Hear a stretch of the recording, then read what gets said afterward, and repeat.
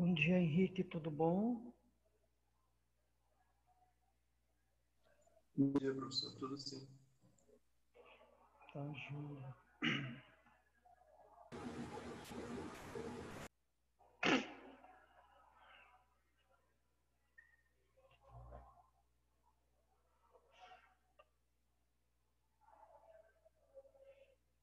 Bom dia, Kézia. Bom dia, Ju. Tudo bom contigo? Bom dia, professor. Tudo ótimo. Já até sei que é tu quando tu entra com o teu Galaxy Tab A. Já sei que é você. Já registrou, né? Já tá como é? Já tá decorado. Cabecinha Oi, boa, né, professor? não entendi? Cabecinha boa, né? Ah, graças a Deus, pelo menos já Alzheimer eu não sofro, filha. Verdade. Hum. Bom dia, Kézia. Tudo bom com você? Bom dia, professor. Deixa eu perguntar, vocês estão vendo bem a imagem? O meu áudio tá bom para vocês? Sim, Tá sim, tá ok. Sim. Henrique, faz uma gentileza, meu filho. Entra no grupo de vocês, pede para os meninos já entrarem para a aula. Diz que eu já estou online, por favor. Tá ok.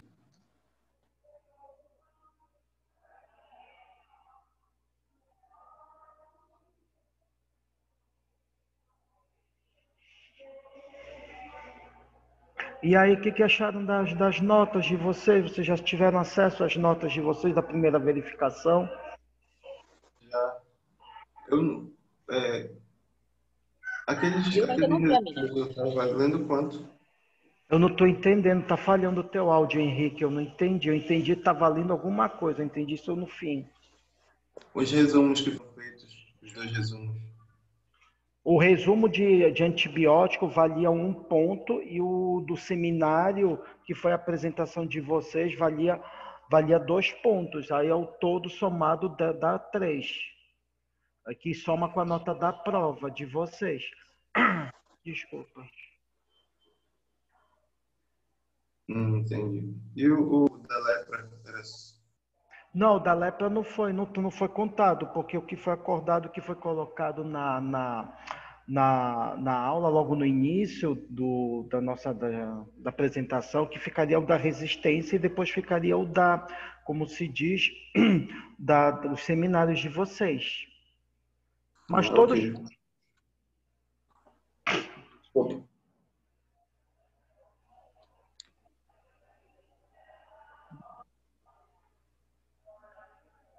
Espera só mais um pouquinho aqui para começar a aula. Eu pensei que eu ia encontrar vocês aqui em sala de aula já. A maioria decidiu não ir. Ah, tá Eu bom. tenho 3 idosos aqui em casa. Ah, tá bom então, sem problema.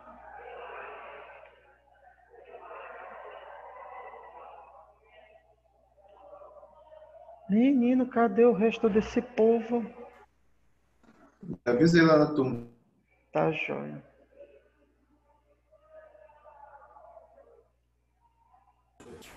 uma amiga minha, professora, ela tá sem computador, né?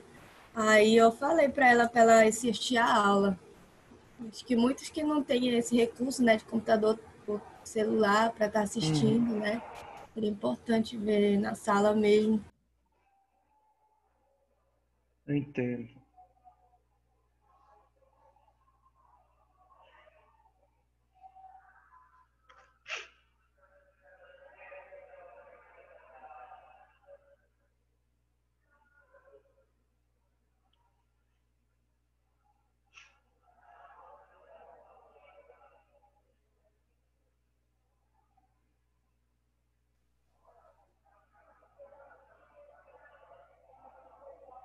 A Rosana tá aqui entrando. Tiago tá entrando.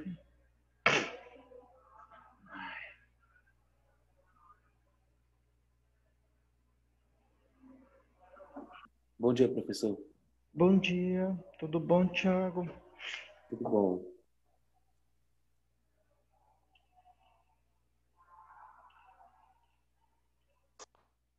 Bom dia, Bianca. Bom dia, Bom dia, Rosana. professor.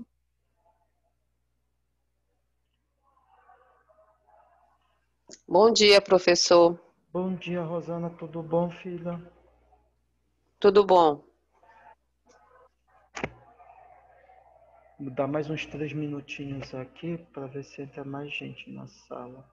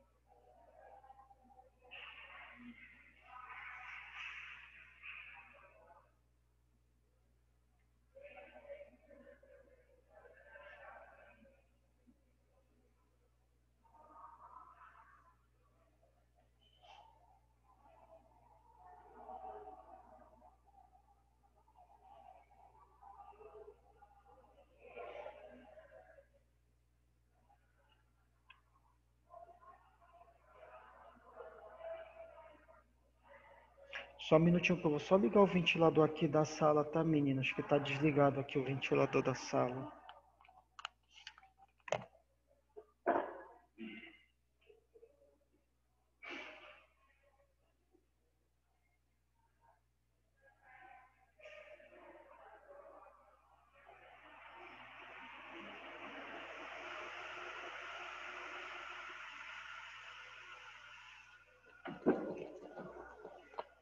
Pronto, voltei já.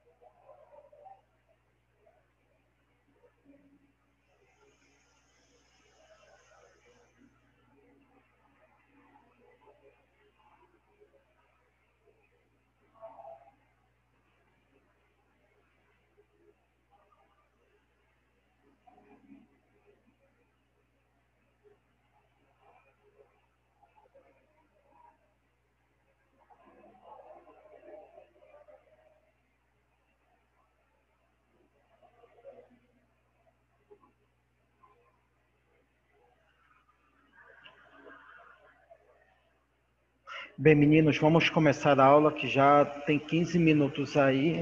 Já deu um bom tempo para o pessoal se organizar e também entrar, tá? Aqueles que não conseguiram entrar na aula hoje, a aula vai ficar gravada e postada no máximo até o final do dia de hoje, já vai estar postada na plataforma e também no canal do YouTube, tá bom? Posso começar? Hein, pessoal? Pode sim, professor. Tá, vamos lá. Pode. Hoje nós já começaremos a falar sobre a parte já da segunda verificação, sendo que aqui nós falaremos sobre a parte da morfologia dos fungos. O que nós temos que entender e saber sobre esses micro-organismos, tá? E isso eu quero que vocês comecem a prestar um pouquinho de atenção, tá bom? Primeiro, a célula fúngica, em relação aos demais outros seres vivos, principalmente micro-organismos, tá? que são micro-organismos eucarióticos, a célula fúngica, ela apresenta quase a mesma característica, os mesmos constituintes, ou seja, ele apresenta uma similaridade na sua constituição. Além disso, os fungos são seres vivos que se apresentam tanto na forma unicelular como também na forma multicelular aqui, tá? E eles são constituídos, tá, por estruturas tubulares denominadas hifas, ao conjunto dessas estruturas, ou seja, ao conjunto dessas hifas, tá, nós damos o nome de micélio. Então, nessa primeira parte, o que temos que entender? Que a célula fúngica, ela apresenta os mesmos constituintes dos organismos eucarióticos, podem ser tanto uni quanto multicelulares, apresentam estruturas tubulares de nomes hifas e o conjunto dessas hifas, tá, dessas estruturas tubulares, nós damos o nome de micélio. O que mais nós temos que entender sobre a célula fúngica, sobre os fungos? Se eu estiver falando um pouco rápido, vocês podem me interromper, me parar e dizer, só fale um pouquinho mais devagar, que aí eu pauso a minha voz, tá bom?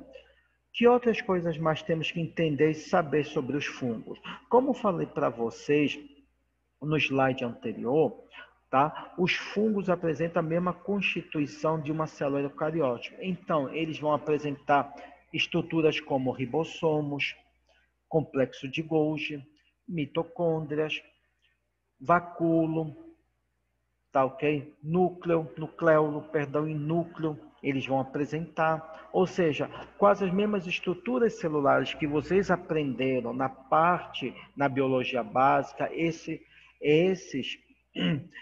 seres vivos, esses micro-organismos vão apresentar, tá, para uma célula eucariótica. Além disso, tá? Quando nós começamos a falar sobre as estruturas celulares que compõem, tá, a célula fúngica, a primeira que nós temos que conversar para vocês é sobre a parede celular. E a parede celular de uma célula fúngica, ela tem como principal finalidade e função aqui fazer com que haja a rigidez dessa parede, ou seja, tá? A função da parede é dar rigidez à estrutura celular, à célula fúngica. Além disso, os fungos, eles contêm e apresentam, na sua grande maioria, estruturas denominadas de polissacarídeos, que compõem em maior quantidade essa parede celular, sendo que os dois principais compostos, tá, que compõem essa parede celular de forma fracionada são qual? A celulose, ou seja, uma parede celular, pela parede celular celulósica, e também a base de quitínica, perdão.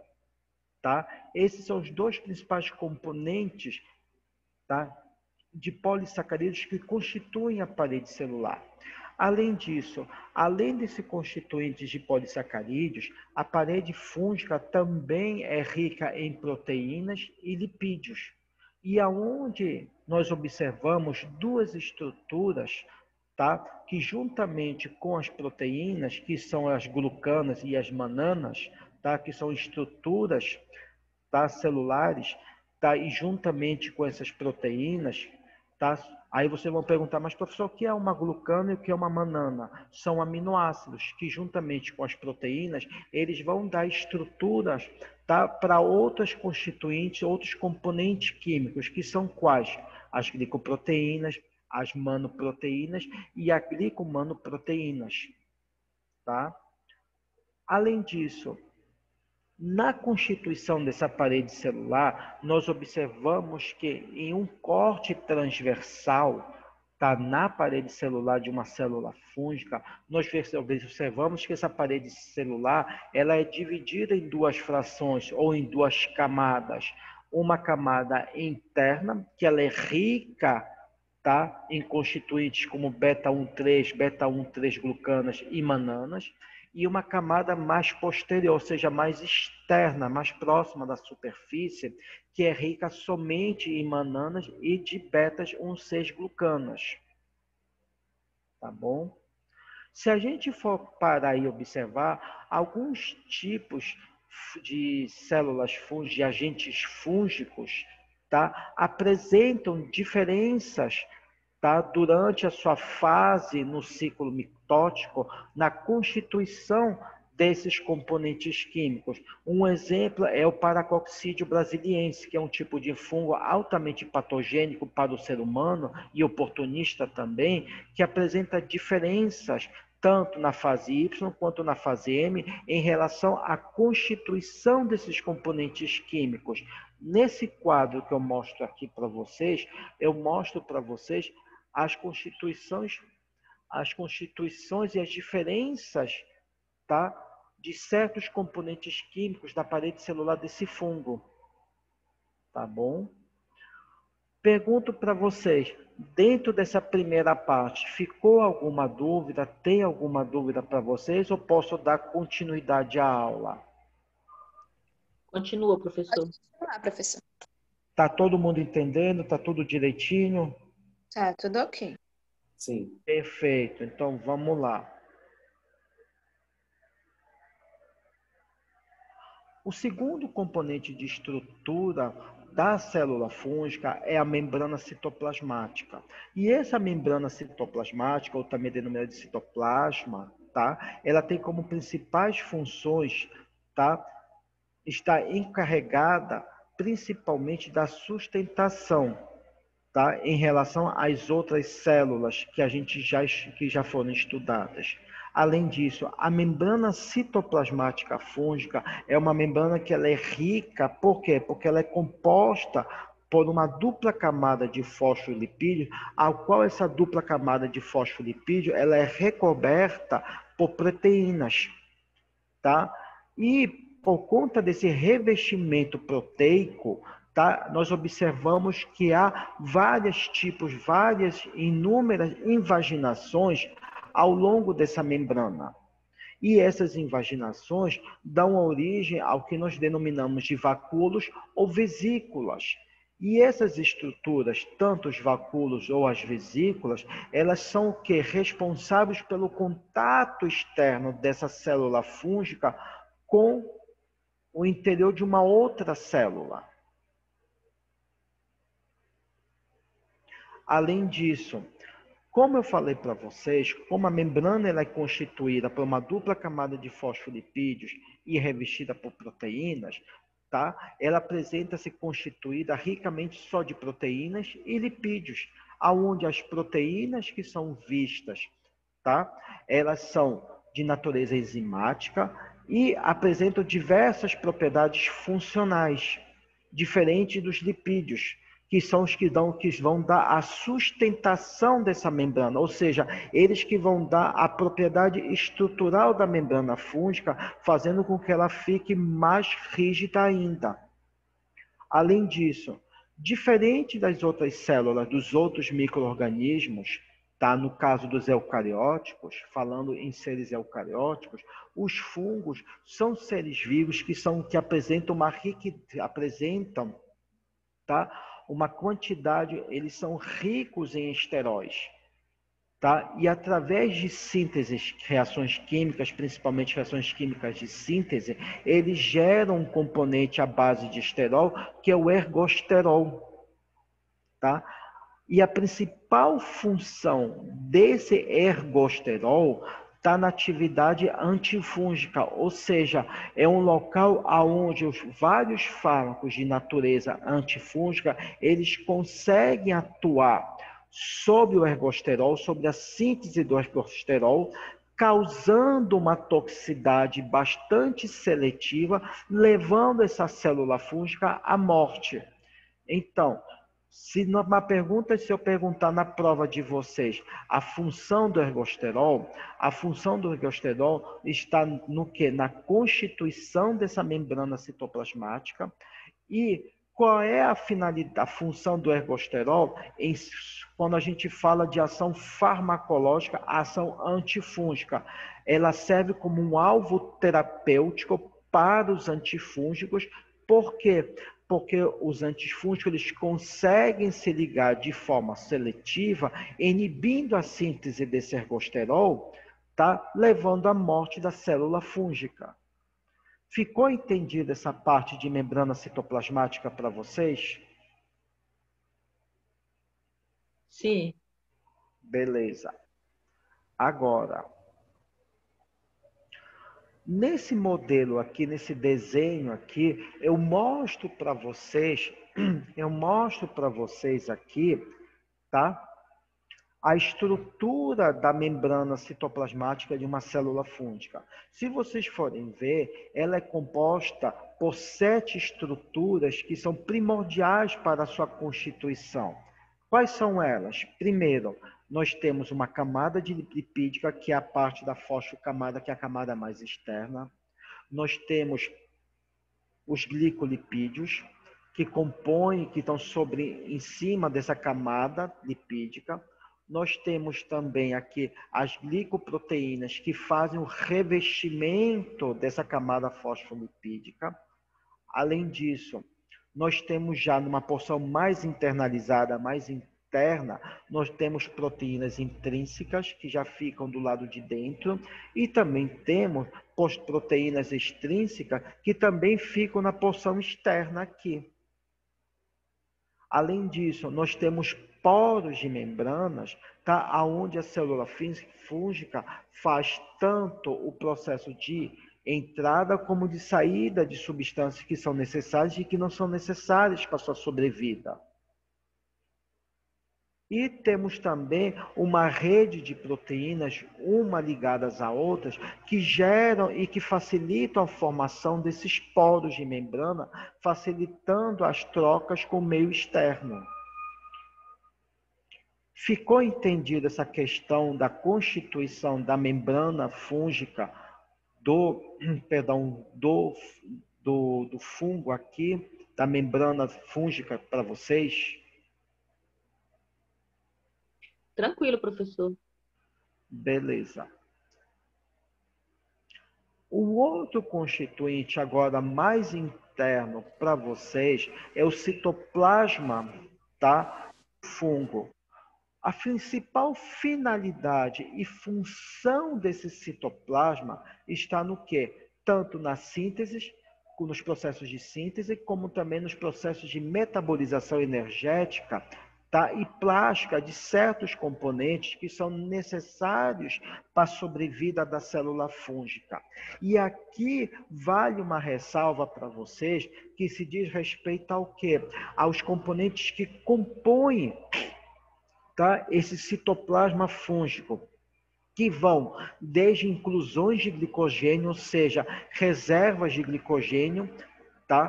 Que a célula fúngica mantém para a sua necessidade e para a sua sobrevida, vacúolos alimentares que fazem o englobamento, ou seja, o processo de fagocitose para componentes nutritivos e essenciais para a sua manutenção, gorduras que vão servir aqui para facilitar o processo de síntese e geração de esteróis e posteriormente de ergosterol, mitocôndrias que estão relacionadas com a maquinaria energética da célula fúngica, ribossomos, que são estruturas que estão na constituição do citoplasma e que atuam durante o processo de divisão genética da célula fúngica, o retículo endoplasmático, que atua na síntese de proteínas, e o aparelho de Golgi. E aqui no aparelho de Golgi, o aparelho de Golgi da célula fúngica era um pouco semelhante ao aparelho de Golgi de uma célula eucariótica de um ser humano. Por quê? Porque o aparelho de Golgi, se vocês forem se lembrar de biologia celular, eu não sei quem foi que ministrou biologia celular para vocês, tá? Lembrem vocês que o aparelho de Golgi, ele também é o quê? É um sistema formado não somente por canículas, como também de vesículas, tá? E de estruturas tubulares que fazem o quê? A formação e a estruturação do citoesqueleto, tá? Dessa célula fúngica. Além disso, não se esqueçam que no aparelho de Golgi, tá? por conta da formação dessas vesículas, canículas e estruturas tubulares, elas auxiliam e facilitam tanto os processos de síntese quanto de secreção, principalmente de carboidratos, que é uma fonte energética para a célula fúngica poder se manter. Porque a partir da síntese e secreção de carboidratos, principalmente síntese de carboidratos, você está gerando o que? Glicogênio, e você está gerando o que? Energia. E facilita o trabalho e a atuação das mitocôndrias dentro desse mecanismo, dessa maquinaria de geração de energia para a sobrevida da célula fúngica. Ficou entendido essa parte de citoplasma ou querem que eu repita alguma coisa? Tá tranquilo. Hein, pessoal? Por enquanto, tranquilo, professor. Hein, meninos? Henrique, Graciete, Bianca, Por enquanto, tá Rosana, tranquilo, professor. Tudo entendido, professor. Lilian, Késia, tá tudo ok? Alô? Tilei? Agora que eu entrei, professor. Estava na Ah, rua. Graciete, também tu, hein? Assim tu quebra amizade. Pronto. Entrei agora na aula. Perfeito, vamos dar continuidade.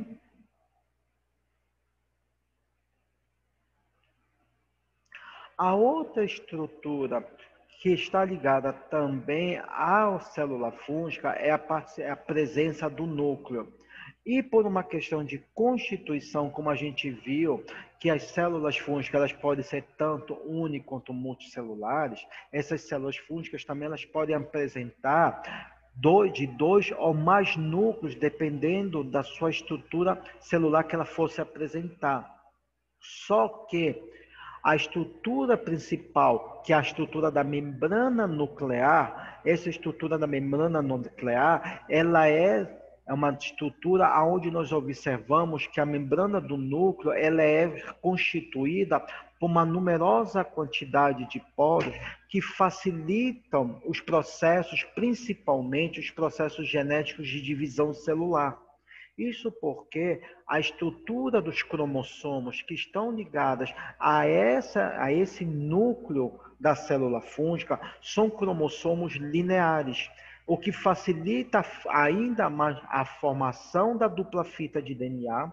Lembrando para vocês que a fita de DNA, principalmente a molécula do DNA que constitui uma célula fúngica, é um DNA de natureza nucleoproteico, ou seja, ele apresenta tanto DNA quanto RNA aqui, facilitando ainda mais a troca de informações genéticas de uma célula a outra célula fúngica, tá? E o núcleo celular de uma célula fúngica, ele é rico basicamente de três componentes, DNA, RNA e de proteínas aqui. E no núcleo nós verificamos também a presença de corpúsculos, tá? Corpúsculos de natureza proteica que são importantes não somente na síntese do RNA ribossômico, como também na produção desse RNA ribossômico que auxilia, tá? Durante as trocas genéticas e durante também a divisão celular que essa célula for fazer posteriormente.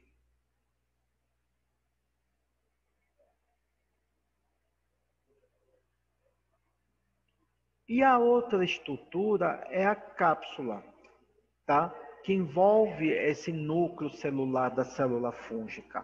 A cápsula, tá? Do núcleo, vou me referir a ela somente a cápsula, mas subentendo-se que é a cápsula que protege e reveste o núcleo, tá? Da célula fúngica, ela é de natureza mucopolissacarídica. Tá? E por apresentar essa estrutura mucopolissacarídica, ela contém estruturas fibrilares, principalmente a base de amilose e a base poliosídeo. Tá? E tanto a amilose quanto os poliosídeos, tá? Eles conferem estruturas, principalmente uma atividade patogênica, tá? A esta célula fúngica, funcionando como um mecanismo de evasão, tá? E também de patogenicidade para certos tipos de antifúngicos. Por quê? Porque ele consegue dificultar a fagocitose, principalmente de células do sistema imunológico do hospedeiro. Então, não se esqueçam que na cápsula, principais características da cápsula dessa célula fúngica, são do núcleo dessa célula fúngica, são quais? Primeiro, a natureza químico-polissacarídica. Segunda, apresentar estruturas fibrilares à base de amilose e de poliosídeo. E esses componentes conferem a características patogênicas e mecanismos de evasão contra a ação do sistema imunológico contra essa célula fúngica aqui.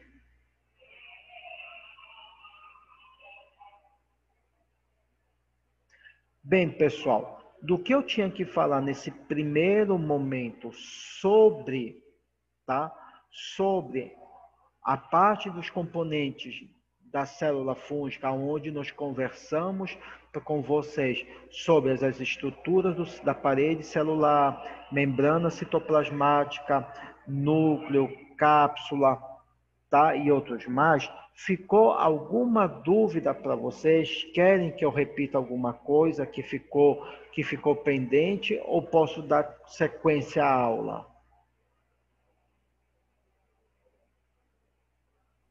Pode continuar, professor. Tá?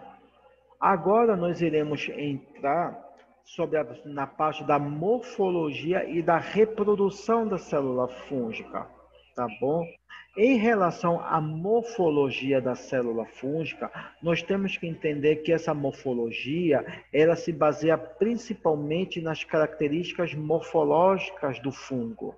E essas características morfológicas vão desde os aspectos de visualização, aonde nós observamos que fungos que são ou leveduras ou bolores, tá? Eles só conseguem ser vistos com melhor nitidez e com melhor facilidade através do quê? Com auxílio do microscópio. Por isso eles são considerados fungos microscópicos. É diferente dos cogumelos. Por quê? Porque nos cogumelos nós conseguimos observar a estrutura do cogumelo porque ele é o quê? Uma estrutura macroscópica, ou seja, ela pode ser vista facilmente a olho nu. Além disso, quando a gente compara aqui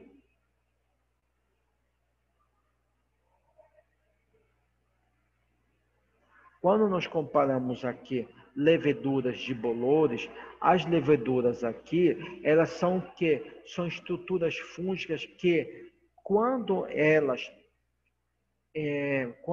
aderidas a determinados tipos de substratos, essas leveduras, elas conseguem se desenvolver e conseguem se reproduzir, modificando seu tamanho, modificando sua estrutura, fazendo com que elas consigam, através dessas alterações estruturais, serem facilmente vistas já a olho nu. É diferente dos bolores, por quê? Porque os bolores eles não conseguem ser vistos facilmente a olho nu.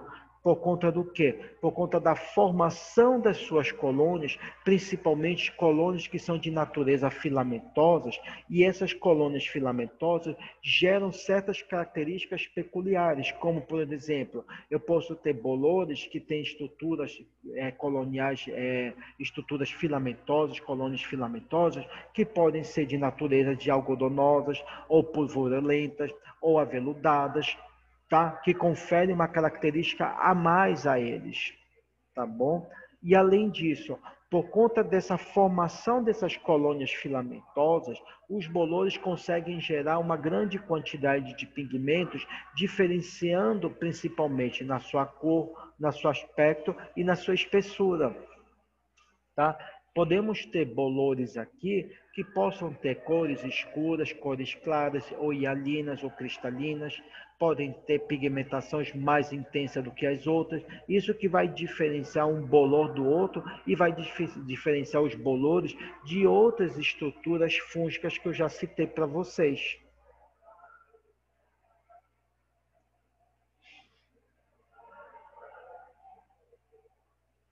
Além disso, tá? Não se esqueçam que quando nós falamos, tá ok, em diferenças, tá, macro e microscópicas das estruturas morfológicas dos fungos, principalmente no que a gente fala a respeito dos microscópios, que é a diferença de bolores para levedura, as leveduras sempre irão formar colônias mais cremosas do que os bolores, que formam já colônias filamentosas, como eu falei anteriormente para vocês. Além disso, na relação, quando a gente fala agora de morfologia macroscópica, principalmente no texturo dessas colônias, essas colônias elas podem ser de vários tipos, desde algodonosa, aveludada, granular e o quê? E glabrar. E cada uma dessas estruturas de textura aqui, apresentam suas características principais. No caso da algodonosa, o micélio, ou seja, o conjunto de hifas aqui, ela pode ser ou denso ou aéreo, diferente da veludada, que apresenta já o micélio aéreo baixo, tá? Ou seja, mais o quê? Mais inferior do que a algodonosa. O granular não, o granular já vai apresentar, tá, estruturas planares, conferindo um aspecto, tá, de esfarelamento, ou seja, que estivesse toda esfarelada. E a glabrar, tá, ela forma estruturas macroscópicas, tá, aonde há uma ausência de um micélio aéreo, e aqui normalmente ela forma uma levedura, tá, oca, como nós chamamos, ou seja, sem nenhuma atividade ou sem nenhuma característica morfológica. Além disso, os bolores, tá ok? Como eu falei para vocês, eles são formados, eles são principalmente formados por o quê? Por um conjunto de hifas que esse conjunto recebe um número de micélio. E esse micélio, ele pode ter dois tipos de papéis importantes. Um, vegetativo ou reprodutivo. Tá? Aqui só mostrando para vocês a relação também da morfologia microscópica dos bolores com as leveduras. Não esquecendo também que os bolores, eles podem apresentar e apresentam na sua grande maioria micélios de natureza pluricelular, diferente das leveduras que podem ser ou constituintes de uma única célula, ou seja, unicelulares, e podem apresentar pseudofilamentosos, ou seja, falsos filamentos que conferem uma característica, tá? Como se fossem filamentos ligados a um ao outro aqui.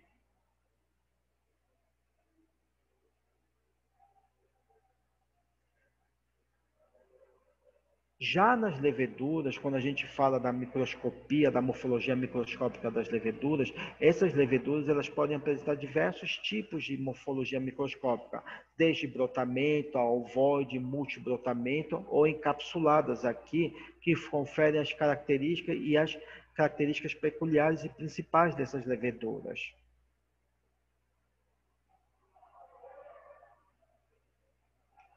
Já quando a gente entra nas estruturas das hifas, o que nós temos que saber dessas hifas? Que elas podem ser septadas ou não septadas. E essas septadas nada mais são do que o quê? Intercalações de uma hifa a outra hifa, ou seja, a gente consegue visualizar no microscópio esses segmentos que conferem, que juntam e unem uma hifa a outra hifa, dando a estrutura da funga. É diferente das hifas asseptadas, que a gente não vê essa estrutura septada, conferindo essa separação na estrutura. Tá? Além disso, em relação à cor, nós podemos observar que as hifas apresentam dois tipos de cores. Ou elas podem ser claras ou hialinas, ou podem ser escuras. Lembrando para vocês que nas estruturas de cor escura, ou também denominadas, alguns autores colocam como demáceas, vocês vão encontrar isso em alguns livros de microbiologia, principalmente quando a gente fala da parte de micologia, a parte fúngica, essa cor escura, tá, que nós observamos em alguns tipos de fungos, ela se deve principalmente ao fungo acumular uma grande quantidade de melanina na sua estrutura química, que faz com que ele escureça ainda mais. tá? E as hifas se tornem, tá? Bem escurecidas e em tom negro aqui, em uma cor bem preta aqui.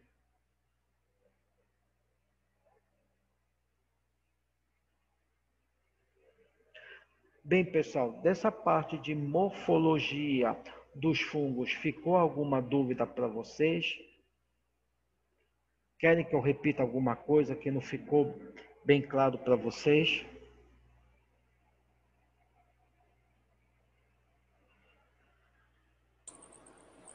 Tá tudo bem, professor.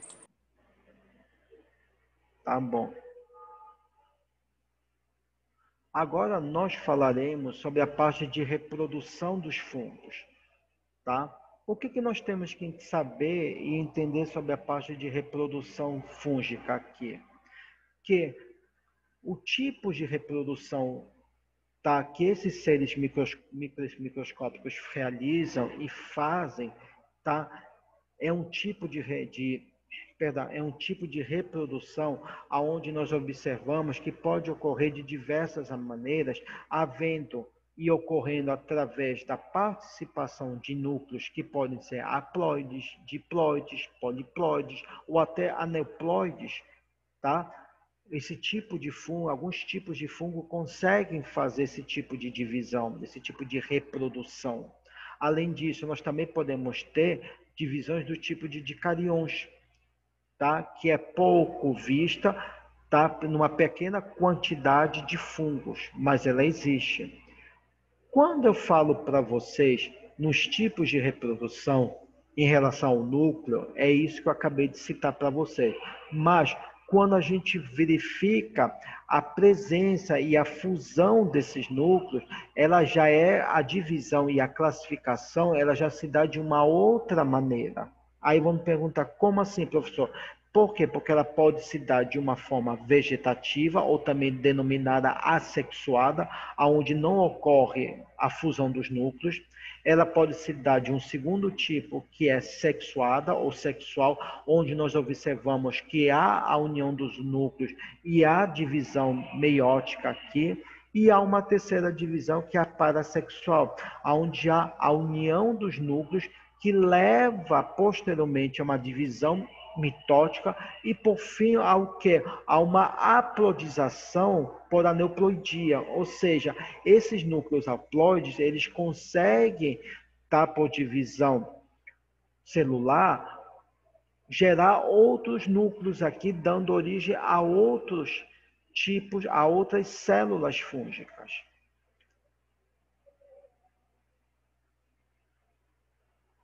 Dentre os tipos principais de reprodução sexuada, nós observamos duas características. Primeiro, que as células sexuais que fazem esse tipo de reprodução na célula fúngica, tá? Elas apresentam, na maioria das vezes, uma morfologia idêntica, tá? Fazendo que tipos sexuais opostos, ou seja, tipos de células opostas, consigam fazer união.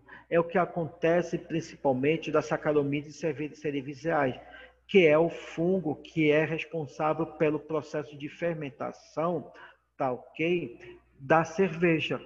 Por isso que hoje, durante o processo de fermentação, principalmente, isso eu estou enfatizando bem, durante o processo de produção, falando mais especificamente da fermentação da cerveja, principalmente da cerveja artesanal, tem que haver um controle microbiológico bem acentuado para que não haja um aumento nessa produção por conta desse tipo de fungo conseguir se reproduzir com maior facilidade. E uma vez produzindo com maior propagação, com maior rapidez, ele pode acabar contaminando esse alimento. Além disso, esse tipo de reprodução sexuada, tá, faz com que haja uma fusão dessas células que apresentam morfologias distintas, fazendo que dando origem a dois tipos de estruturas fúngicas, que são os arterídeos, e os ascognídeos. tá? Que são estruturas que fazem o quê? Que conferem uma maior morfologia à célula fúngica.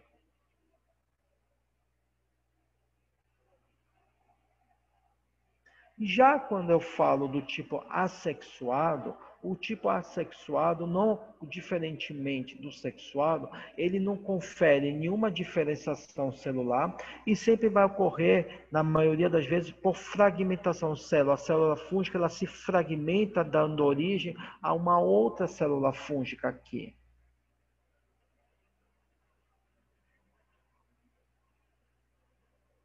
Tá bom? E um exemplo, tá, de reprodução assexuada vista, tá, é o que acontece nas leveduras, aonde nas leveduras nós conseguimos observar que essa fragmentação ela pode ocorrer também ou por uma fragmentação gerando brotamento, ou por cistiparidade, ou gerando pseudozífias, tá, que essas pseudozífias se fragmentam, dando origem a outras hifas, fazendo com que haja continuidade, tá, da propagação dessas células fúngicas aqui.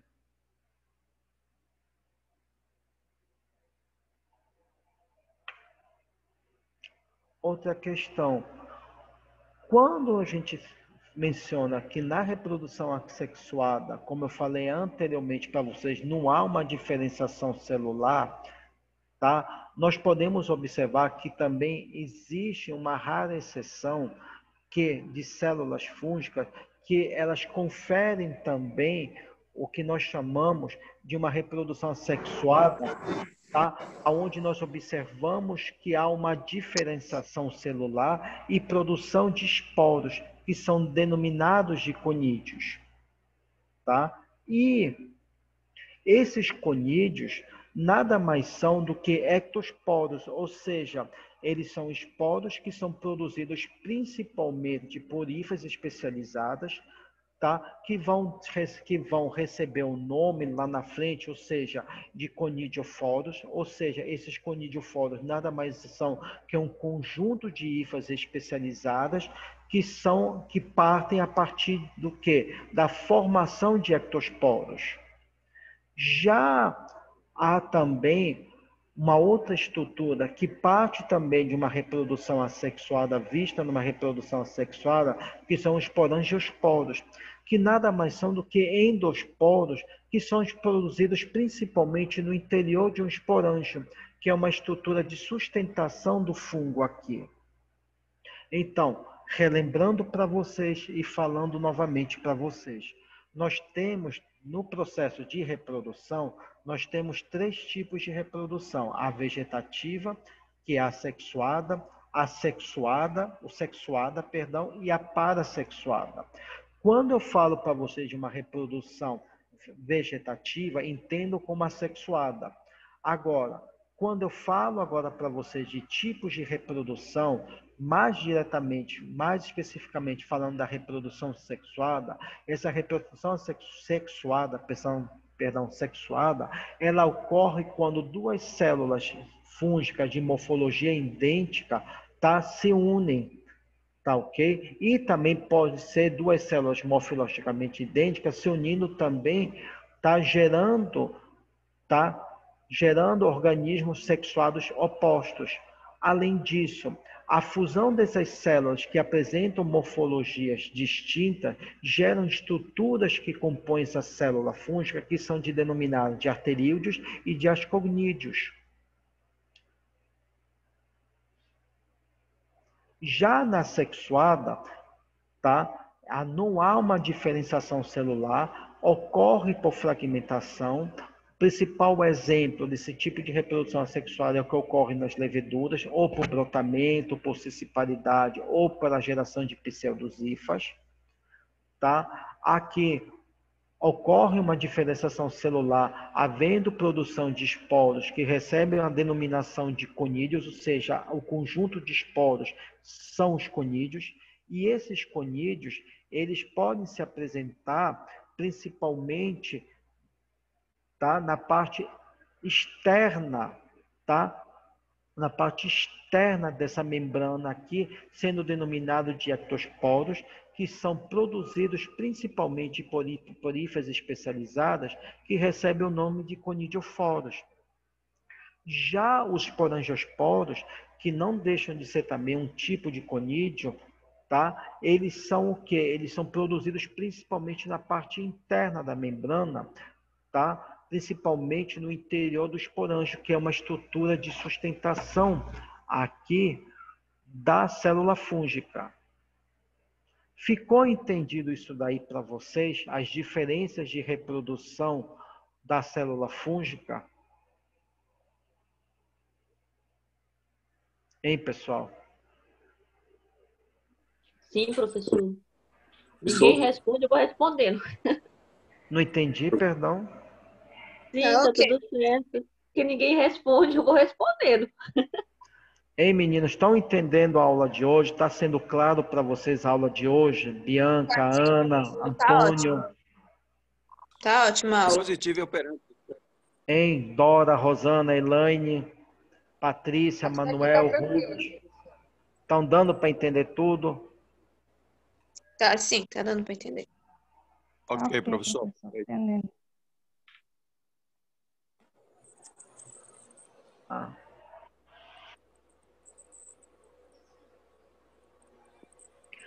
Além disso, além desses esporos que nós conversamos ainda com vocês, existem também outros tipos de esporos que são produzidos durante a reprodução assexuada, que são chamados de propágulos.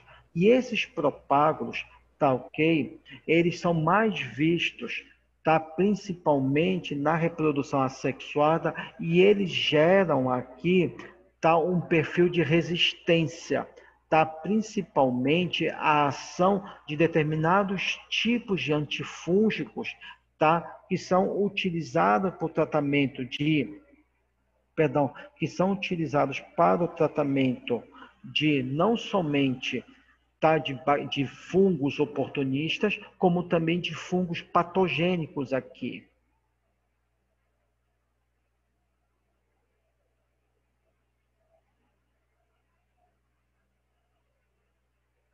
Bem, pessoal, dessa parte de reprodução de fungos, alguma dúvida? Querem perguntar alguma coisa? Ou posso dar sequência? Pode continuar, professor. Tá? Agora nós falaremos a parte da taxonomia dos fungos. E a taxonomia dos fungos aqui, ela se caracteriza principalmente por critérios não somente morfológicos, como também reprodutivos e fisiológicos também. Sendo que os fungos, eles são divididos em fungos patogênicos e fungos oportunistas. E existem 3 tipos de filos de reino fúngico que são muito estudados, que são os zigomicota, os basidiomicota e os ascomicota.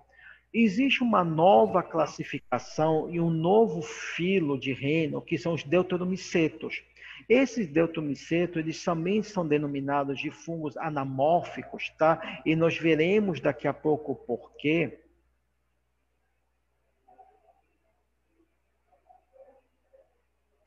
Existe sim, Kézia. A Kézia está perguntando aqui se existe algum fármaco, tá? Que atua, tá? Que atua principalmente na reprodução. Existe sim. E isso nós veremos na aula de farmacologia, na parte de antifúngico, tá? Que nós falaremos isso na próxima aula com vocês já.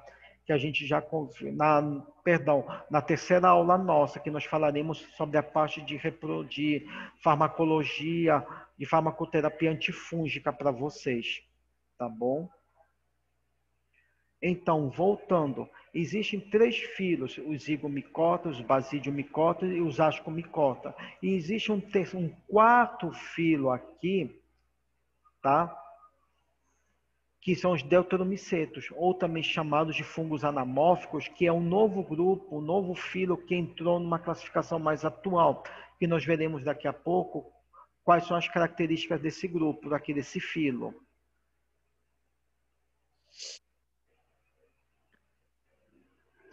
O primeiro deles é o grupo do filo ascomicota, tá? A principal característica que liga esse grupo é a presença de quê? De asco, que é uma estrutura da celular que tem a semelhança ou de uma bolsa ou de um saco, tá? E por apresentar essa estrutura de saco, essa similaridade com uma bolsa, nós observamos que no interior e nesse aglomerado que se gera, que se forma dentro dessa bolsa, encontra-se estruturas denominadas de ascosporos, tá? Que são principalmente de origem sexuada, ou seja, eles se reproduzem através de reprodução sexuada, faz com que esse tipo de fungo, tá, seja um fungo altamente patogênico e aonde a gente observa vários tipos de classes, como por exemplo as Clectomicetos, a Miascomicetos e outros mais.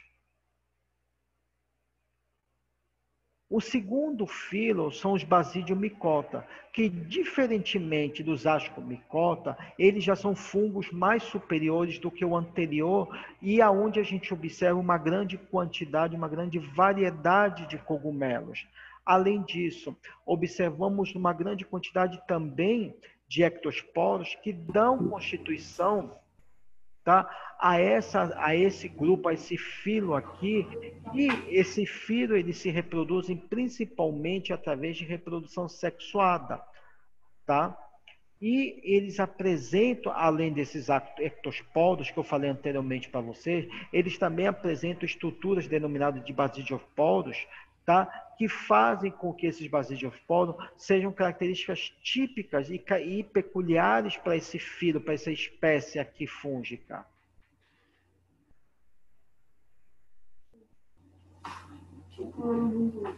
O outro filo é o filo Zygomicota.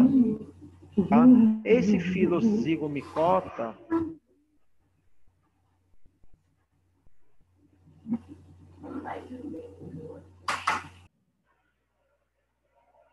tá? Esse filo Zygomicota, eles são fungos que eles apresentam o tipo de micélio denominado de micélio sinusítico, se reproduzem através de reprodução sexuada pela presença de esporos denominados de zigosporos, tá? E também eles conseguem se reproduzir, tá, de forma sexuada através da presença dos esporos.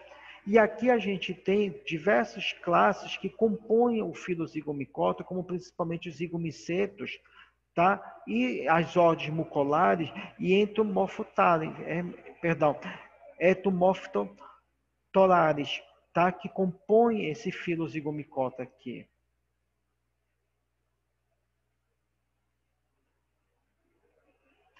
Agora, prestando atenção, quando a gente fala do quarto grupo, que são os deuteromicetos, que são os que a gente falou para vocês anteriormente, que são os fungos anamórficos, eles são anamórficos por quê? Porque eles apresentam estruturas imperfeitas, tá? Que fazem com que elas não apresentem uma linearidade ou desenhos geométricos regulares que confiram uma característica melhor para a nitidez, ou seja, eles se apresentam de forma, tá, de estruturas alteradas ou imperfeitas. Além disso, são fungos que se dividem, se reproduzem de forma assexuada, dando origem a fungos ou conidiais ou mitospóricos, tá? Apresentam aqui hábitat, ou seja, eles se encontram em maior quantidade no solo, apresentam também certos componentes, certos tipos de fungos anamórficos presentes na microbiota atmosférica, ou seja, eles compõem essa microbiota atmosférica em uma grande quantidade. Por isso que, devido a se reproduzir de forma assexuada, tá? Eles o quê? Eles conferem características patogênicas e oportunistas para alguns tipos de fungos, como no caso dos blastomicetos e hifomicetos, tá? E fazem com que eles sejam o filo de fungos onde é muito mais estudada para a micologia médica aqui, é onde a gente encontra diversos agentes patogênicos fúngicos nesse filo aqui, E o último filo, que é o mais recente, depois dos deuteromicetos, que entrou já faz acho que uns 10, 20 anos para cá, tá? É o filo Oomycota. É aonde nós observamos aqui que é uma grande quantidade de espécies já catalogadas, quase 700 espécies já foram catalogadas. Apresenta uma parede celular rica em celulose. Ele se encontra, na maioria das vezes, na água, tá? Sendo que o principal fungo aqui, representante desse filo Oomycota, é o fítio insidioso, tá? Que é o fungo característico aqui, que tem grande importância médica aqui. Por quê? Por causa que ele está presente em alguns tipos de algas aqui, encontradas não somente em rios, como também em lagos. E em processos de intoxicação, tá? Esse tipo de fungo acaba contaminando todo esse ecossistema aquático aqui, causando danos à saúde do indivíduo que venha ou a consumir a água desses locais ou ingerindo alimentos como, por exemplo, peixes, tá? que vivem nesses locais aquáticos também. Bem, pessoal, dessa parte de morfologia da célula fúngica, dos fungos, é isso que eu tinha que conversar com vocês no dia de hoje. Ficou alguma dúvida para vocês? Querem perguntar alguma coisa que não ficou claro? Hein, meninada? Tudo claro, professor. Hein? Estudar. Ana, A Antônio. gente vai estudar para ver se vai ter dúvida. Oi, Raíssa, bom dia, tudo bom, minha filha? Bom dia, tudo bom, professor? Hein, Dora, Rosana, Elaine, Henrique, Késia, Lilian, perdão. Tudo tranquilo, certinho? professor, tudo tranquilo. Patrícia, Tudo certo. Mariene, Tiago, Tilene, Zilma, Adam. Tá tranquilo, professor. Tem que estudar, né? Porque são muitos detalhes, muita nudeza. Uhum. Tá bom. O pessoal não tá tendo aula aí presencial? Olha, assim. Tá, Marcene. Bem, tá tendo aula presencial, mas só que vocês estão também. Mas também, assim, vocês também têm a opção também de ter a aula remota para aqueles colegas que não possam se dirigir aqui para a faculdade, ou porque são um grupo de risco, ou porque vivem com pessoas nas suas casas que são um grupo de risco, tá? Então, a faculdade, eu acho que vocês já devem estar, se vocês já foram, devem ter sido informados, tá ok? Que está dando também essa outra opção. Quem quer se dirigir para cá, para a faculdade e assistir aula, venha e assiste a aula normal presencial, não tem problema nenhum. Tá ok? Eu vou estar aqui, eu vou dar a aula tanto para quem estiver presencial, quanto para quem estiver nas casas assistindo de forma remota. Tá? Não tem problema algum. Essa é uma decisão de vocês. A faculdade que deu essa opção para vocês também. Tá?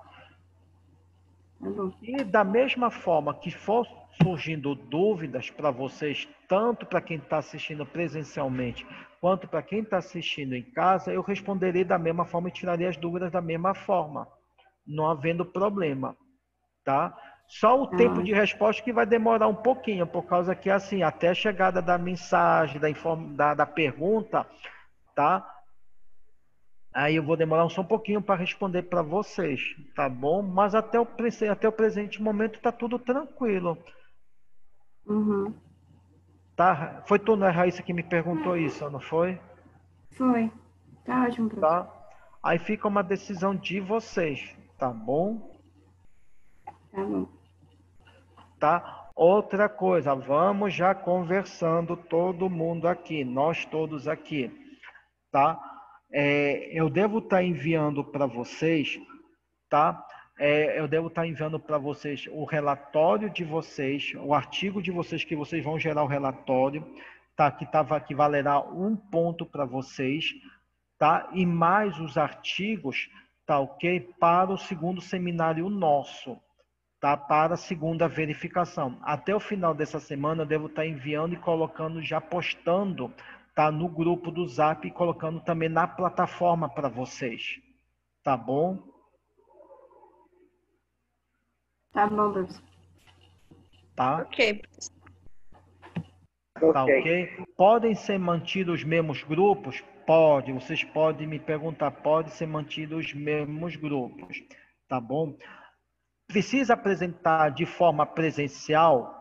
Aí são vocês que vão ter que me dizer isso. Se vocês preferem vir para a faculdade apresentar para mim, ou se a gente faz como a gente fez na primeira verificação para vocês, com vocês, que foi tudo online, ou seja, na casa de vocês. Tá? Aí vocês se organizam e vocês vão ter que me dizer isso, tá?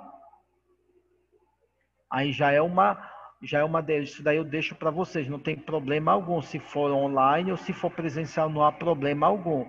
Tá? O que não pode acontecer é tipo assim, tá, um grupo decidiu todo mundo ser online, perfeito, mas aí me aparece um aqui querendo apresentar presencialmente, aí já fica um pouco difícil até por causa do acordo que vocês fizeram com os demais colegas do grupo. Então, por isso que eu estou deixando que vocês se organizem e me digam, não, professor, a gente vai fazer tudo online, ou a gente vai fazer tudo presencialmente, aí já para eu me organizar com vocês aqui, tá bom? A metodologia vai ser a mesma, vocês vão me enviar as apresentações, tá ok? Um dia antes da data, tá? Para eu já colocar, deixar tudo pronto, para que no dia eu só coloque aqui e vá passando os slides para vocês e vocês vão apresentando para os demais colegas, tá? E que mais? E se houver alguma outra dúvida, alguma outra... Oi, diga, Raíssa, pode perguntar. A gente vai decidir no grupo, professor, a questão. Eu creio que as pessoas vão querer apresentar online. Perfeito, não tem problema nenhum, Raíssa. Mas eu quero que seja um consenso de todos, tá bom? Que você me diga, professor, todo mundo definiu, beleza. Até porque quando eu for mandar o cronograma de apresentação para vocês, eu já coloque todos os grupos, tá bom? E como se diz, e coloque os nomes dos integrantes, o título do artigo que vai ser apresentado e mais se vai ser online ou presencial para todo mundo saber também, tá ok? Ah, outra coisinha que eu peço para todos os senhores e para as senhoras, tá bom? Em relação aos grupos, por favor, confirme realmente se aquele colega de vocês vai ficar no grupo de vocês mesmo, tá bom?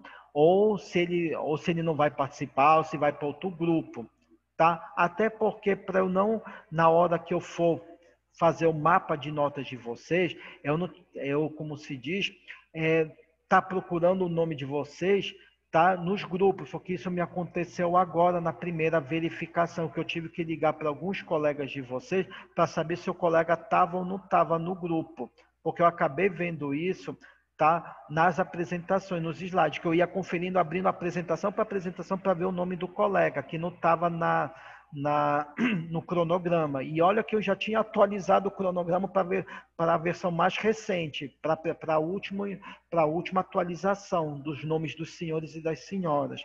Tá bom, meninada? Vocês me ajudam nisso, por favor? Ajudamos sim. Tá bom, então, pessoal. Tá? Mais alguma pergunta? Querem perguntar mais alguma coisa? Ou estamos todo mundo acertado? Por enquanto, por mim, tá tudo certo, professor. Tá? Bem, pessoal, um bom dia para vocês, uma boa terça-feira, uma boa semana, um bom cílio para vocês, para todos vocês, e a gente conversará na próxima semana, que a gente já entra com a parte de fisiologia, tá? Dos fungos aqui, tá bom? Oi, Mari, não escutei, falhou? Bom dia. Bom dia. Tá bom? Bom dia a todos. Boa terça-feira para todos vocês.